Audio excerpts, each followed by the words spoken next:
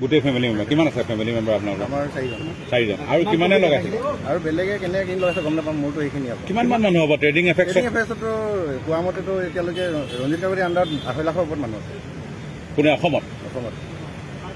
কিমান মান পইচা এইটো গোটেই হ'ব? জনামতে মিনিমাম কিমানৰ পৰা লগাব পাৰে? মিনিমাম 500ৰ পৰা লগাব পাৰি। 500। তেওঁ কমিশ্যন কিমান পায়? তেওঁ কমিশ্যন 1.5 কোটি মান পায় বুলি শুনিছোঁ। মাহত?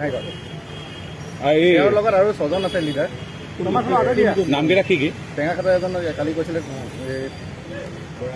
প্ৰফুল্ল বৰা, সীমান্ত বৰুৱা, সীমান্ত বৰুৱা কোন? সীমান্ত বৰুৱা তিলৈ মৰাণ। আৰু আৰু তাৰপিছত আৰু কেইজনৰ নামটো ইমান গম নাপাওঁ। এই প্ৰফুল্ল বৰা চাকৰিয়াল নেকি হালদি পাব? প্ৰফুল্ল বৰা চাকৰি কৰে। ক'ত মেলেই দিব নেকি? কিবা মাষ্টৰ বুলি গম পাইছোঁ, তৃতীয় বৰ্গ। আপোনালোকক কিমান লাভাংশ দেখুৱাইছিলে তেওঁলোকে? তেওঁ আমাক দেখাইছিলে টিপুল দেখাইছিলে, যিটো ইনভেষ্ট কৰিব তাত 18 মাহত টিপুল দিব বুলি কৈছিলে।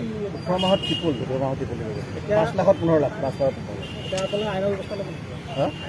আমাক আমাৰ নিজৰ মূলধনটো ঘূৰাই পালে আমি হ'ব, সেইটো আশা ৰাখিছোঁ। হ'ব।